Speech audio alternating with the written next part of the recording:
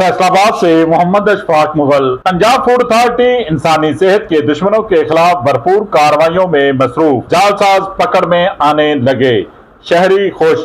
फैसलाबाद में जालसाजी का मकरूह धंधा करने वाला बड़ा यूनिट पकड़ लिया गया।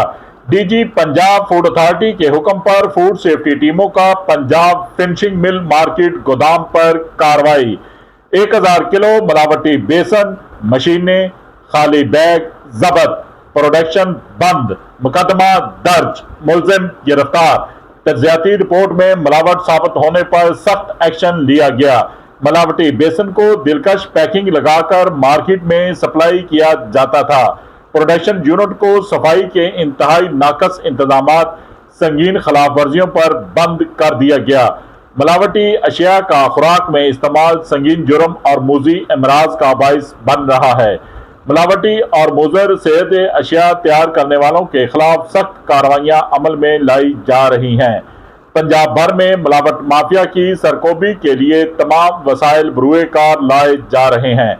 शहरी अपने इर्द गिर्द खुराक के मतलब शिकायत पंजाब फूड अथॉरिटी की हेल्पलाइन 1223 पर फौरी इतला दें।